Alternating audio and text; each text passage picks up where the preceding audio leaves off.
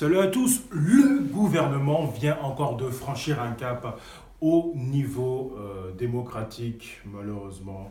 Et ça va plus vers le sens, je dirais, de la dictature. Malheureusement, nous avons une nouvelle loi qui est votée aujourd'hui. Dans quelques minutes, il y a un débat qui va se mettre en place à l'Assemblée nationale, mais il n'en doute que cette loi sera votée, même si nous avons quand même quelques frondeurs. Ah, là, il y a un premier virage, si j'ose dire, par rapport à ce quinquennat au niveau en interne de la République en marche. C'est finalement une bonne nouvelle que certains députés de la République en marche prennent conscience de la dérive autoritaire de ce gouvernement qui va tout doucement vers une dictature. Là, on est dans une dictature habillée pour l'instant, mais petit à petit, ils mettent en place, petit à petit, ils sont en marche. Voilà, si j'ose dire, pour le jeu de mots évident et facile à faire, ils sont en marche, c'est en marche vers la dictature en réalité, et cette loi va en ce sens malheureusement. Alors, c'est la loi dite anti-casseur, le texte qui divise l'Assemblée nationale chez actu.fr, et puis nous allons aussi voir ce que dit le texte de loi, les textes de loi au niveau des articles. Alors, que nous dit cet article d'actu.fr? Le texte qui divise l'Assemblée nationale, c'est une bonne nouvelle. Et surtout, la République en marche en interne. Les députés examinaient mardi 29 janvier le projet de créer une loi contre les casseurs lors des manifestations des Gilets jaunes suscitant des critiques à gauche comme à droite, forcément. Forcément. Alors qu'il y a déjà une loi existante qui n'est pas appliquée. Durcir les sanctions des violences sans entraver la liberté de manifester. Les députés se sont engagés mardi 29 janvier, c'est un article du mardi 29 janvier, dans un numéro d'équilibré sur le projet de loi anti-casseurs avec une majorité palaise entre une gauche le jugeant liberticide et une droite restant sur sa faim. Issue des Républicains, cette loi, soumise à plus de 200 amendements dans l'hémicycle, d'ici mercredi avant un vote solennel, aujourd'hui le 5 février. N'est pas une loi anti-gilets jaunes ou anti-manifestants sur le ministre de l'Intérieur, Christophe Castaner, bien entendu. Bien évidemment qu'il ne va pas dire que c'est une loi contre les gilets jaunes. C'est une loi qui protège les manifestants, qui protège les commerçants, qui protège les habitants et qui protège les policiers, a-t-il affirmé sur BFM TV. Tout le monde doit avoir à cœur de faire aboutir le texte dans les meilleurs délais, plaide le patron des députés, Gilles Legendre. Alors qu'une deuxième lecture est prévue au Sénat le 12 mars et qu'un accord avec l'Assemblée nationale sera difficile, ce qui pourrait repousser l'adoption définitive au printemps. Plutôt une nouvelle. C'est plutôt aux alentours du vote au niveau européen. Plutôt au niveau mai. Annoncé le 7 janvier par le Premier ministre, Édouard Philippe, la proposition de loi est réclamée par des syndicats de policiers, mais critiquée sur certains aspects par magistrats et associations, par des policiers qui sont en grande difficulté. Il y a quand même un nombre de suicides important, malheureusement, et je ne vois pas en quoi cette loi va les protéger plus que ça. Alors que nous avons tout un système qui est orchestré, notamment au niveau des antifas, au niveau des black blocs.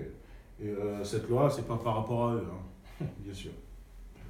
Pour éviter de perdre du temps, le gouvernement a utilisé un texte tout prêt, celui des sénateurs Bruno Retailleau, voté au Palais du Luxembourg en octobre face au phénomène des black blocs.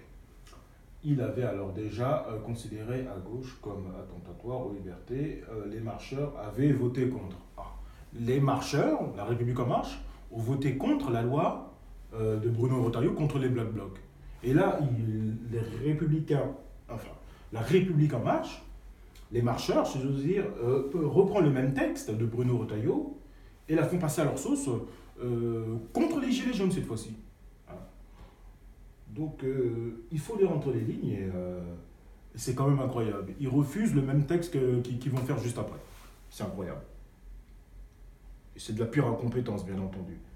Face aux inquiétudes dans les rangs LRM Modem, justement, à cause de ça. Au Palais Bourbon, il a subi plusieurs modifications en commission où une trentaine d'élus macronistes ont manifesté la semaine dernière. Leur malaise, des députés ont notamment encadré le principe du casseur-payeur et préciser la définition du délit de dissimulation volontaire du visage. Selon Gilles Legendre, désormais le texte concilie les différentes sensibilités, il n'y a plus une feuille de cigarette entre nous tous, mais certaines mesures suscitent toujours le débat, comme les interdictions de manifester qui pourront être prises par les préfets. Donc voilà pour cet article. Alors très rapidement, alors bien évidemment il y a la suite, je mettrai les liens, voilà, sur le site de l'Assemblée nationale, que nous dit cette loi, en plusieurs étapes, justice, prévention et sanction des violences lors des manifestations. C'est intéressant. Alors, ça date de quand? C'est une proposition de loi adoptée par le Sénat visant à prévenir les violences lors des manifestations et à sanctionner leurs auteurs, déposée le vendredi 26 octobre 2018 et envoyée à la Commission des lois constitutionnelle de la législation de l'administration générale de la République. Ah, c'est intéressant, mise en place le 26 octobre, et la rapporteure, c'est Alice Toureau. Intéressant. Le 26 octobre, c'est avant même la mise en place des Gilets jaunes, mais ils en avaient les informations quand même que le 17 novembre, il y allait avoir une grande manifestation des Gilets jaunes, donc ils ont anticipé en mettant ce texte de loi. Et Emmanuel Macron, le président de la République, a mis en place une stratégie de pourrissement pour faire passer cette loi, ou sinon cette loi ne passera pas. L'acte 4 et l'acte 5, l'acte 3 aussi, il me semble, on laisse passer les Black Blocs, on ne protège pas l'Arc de Triomphe, et puis on laisse les Black Blocs et les Antifas piller pour justifier toutes ces choses-là. Voilà, et puis nous avons aussi ce qui est intéressant, les amendements déposés. Et là, nous avons les 17, le 20 janvier 2019, 107 amendements trouvés, nous avons les 17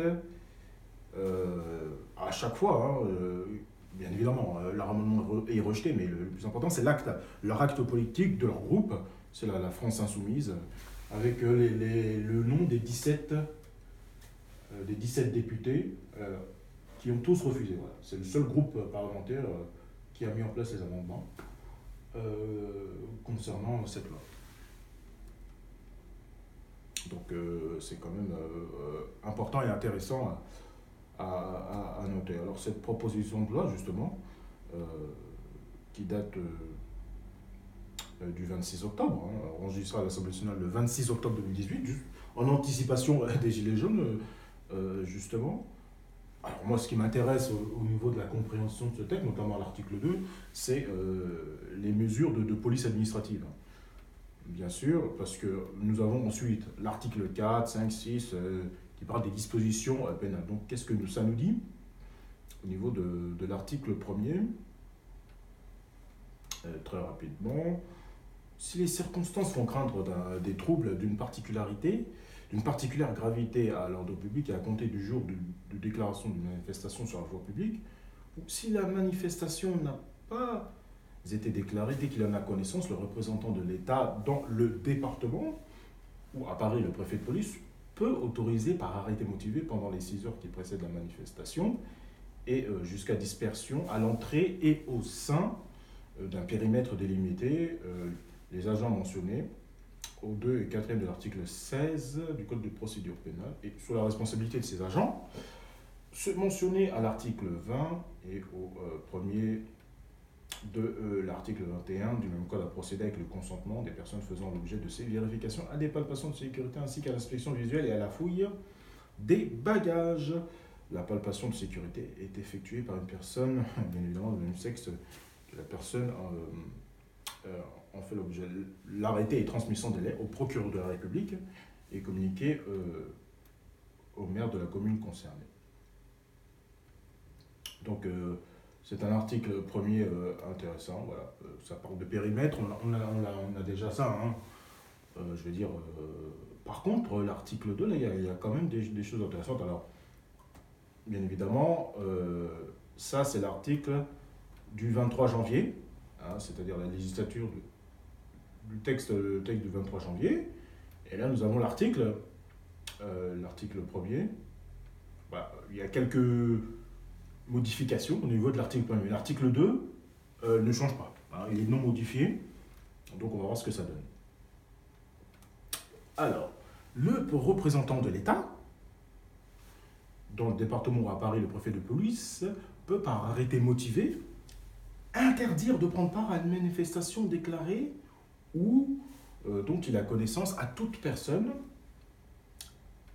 à l'égard de laquelle il existe des raisons sérieuses.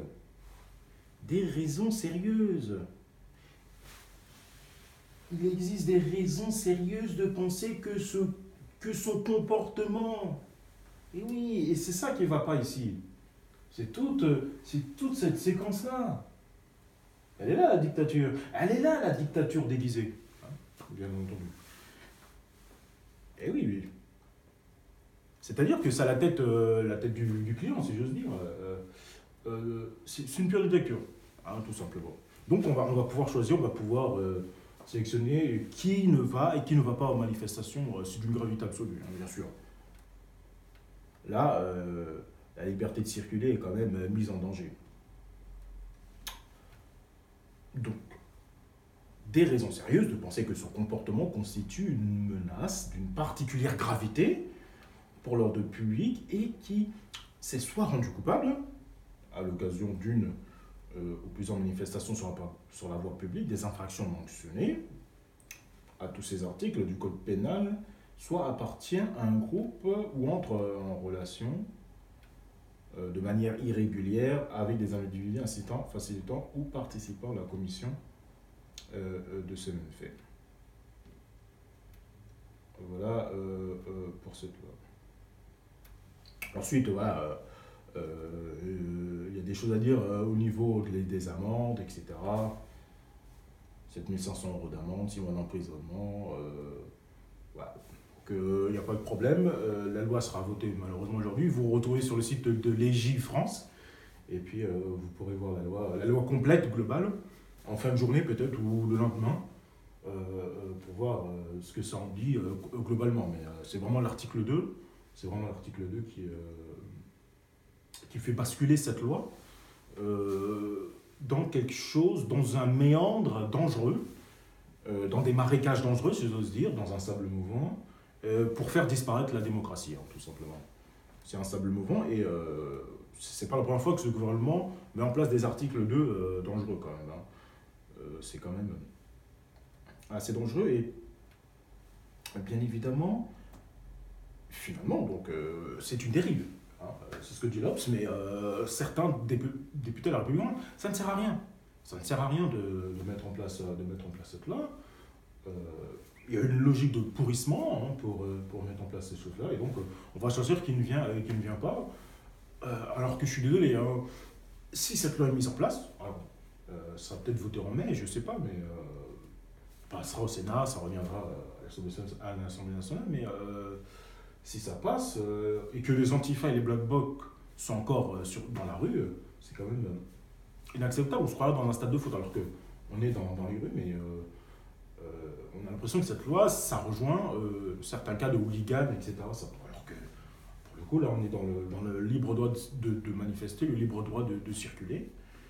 Et parler de présomption d'une personne qui pourrait, ou encagouler, etc. Non, mais vraiment, on marche sur la tête, on ne voit ça qu'en France, malheureusement.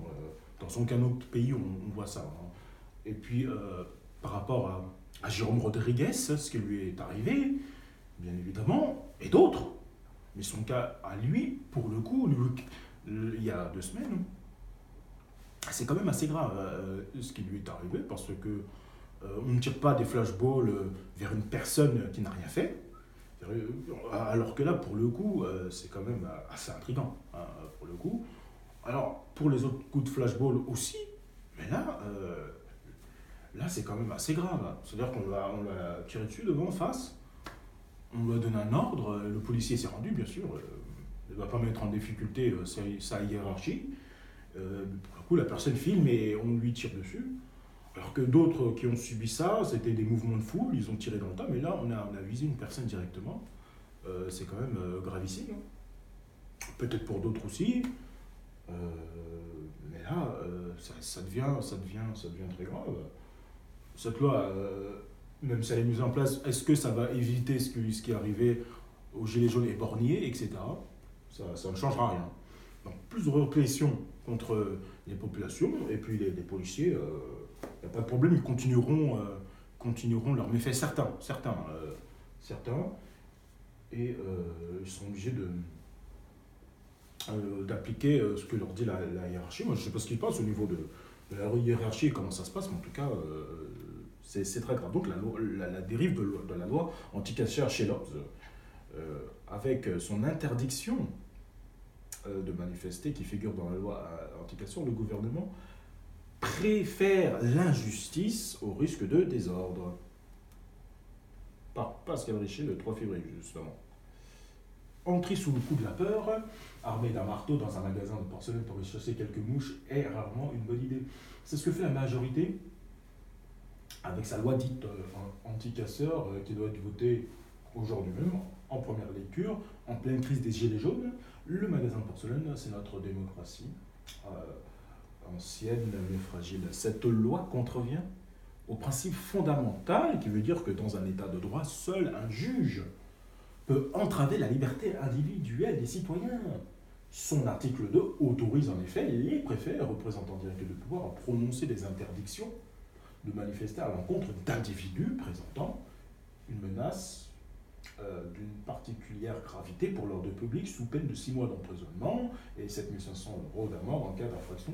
L'article 3 prévoit la création d'un fichier des personnes ainsi visées, comme je disais. Formule orwellienne, justement.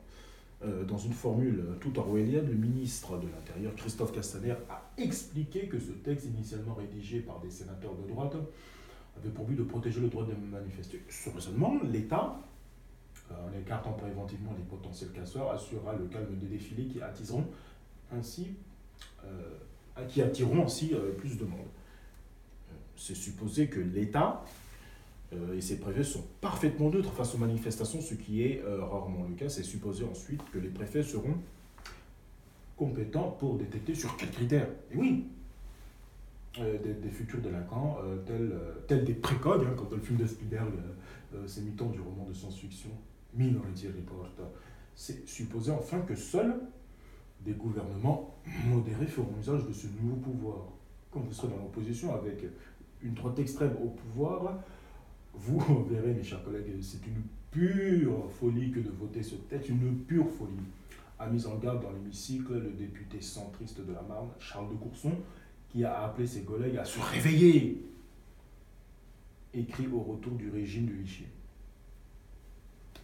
Les marcheurs, ça nous fait penser à certains types de marcheurs endormis comme ça. Voilà, on appelle les marcheurs à se réveiller, parce que là, on court à la catastrophe. Malaise justement à la République en marche, c'est-à-dire d'autres qui se réveillent. Certains dans les rangs de la République en marche l'ont fait. Le député Aurélien Taché, ce week-end, a annoncé qu'il ne voterait pas cette loi trop éloignée de l'ADN d'En Marche, marqué par le libéralisme politique. Il pourrait être suivi mardi par quelques autres, mais ils le seront sans doute rares, malheureusement. Seuls 14 d'entre eux ont voté contre l'article 2. Ni ces marcheurs, ni la Ligue des droits de l'homme, ni Amnesty International, ni même le 3e syndicat de police français, UNSA Police, 15% des voix aux dernières élections professionnelles, n'ont réussi à convaincre la majorité que l'interdiction administrative de manifester était une mesure bien évidemment liberticide, dans la lignée des lois scélérates de 1893-1894 qui visaient les anarchistes et que Jaurès avait combattu avec force. Alors pour terminer, l'article de Pascal Richer, ses nouvelles Obs, le dernier paragraphe, le risque que fait courir ce texte, pourtant, s'appelle l'injustice. 2 ans après mai 68, lors d'une première loi anti-casseurs encadrant le droit de manifester qui sera abrogée par la gauche en 1981, certains députés l'avaient déjà pointé. Je préfère une injustice à un désordre, avait déclaré le rapporteur de la loi, citant Goethe. Le député Mitterrand lui avait rétorqué par une autre formule empruntée, elle, à l'inspirateur de nos institutions démocratiques, Montesquieu. L'injustice faite à un seul est une menace faite à tous.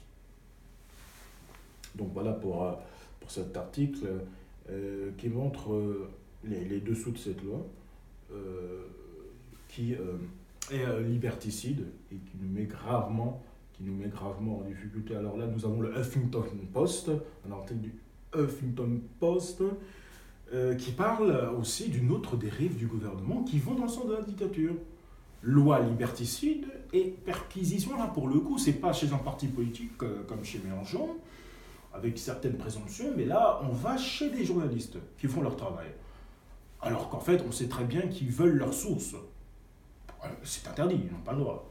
Ils vont perquisitionner parce que, soi-disant, ils n'ont pas le droit de dire certaines choses. C'est M. Benalla, parce que l'instruction en cours, ils ont fait une conférence de presse hier, Mediapart, donc là, on dérive, c'est la première fois que ça arrive. Une perquisition chez des journalistes, on n'a jamais vu ça. C'est très très grave là ce qui se passe et il faut en avoir conscience. Et c'est pour ça que je fais cette vidéo notamment parce que là, il y a deux choses en même temps là, qui viennent là. Là, il y a un gros coup d'accélération de la part du gouvernement.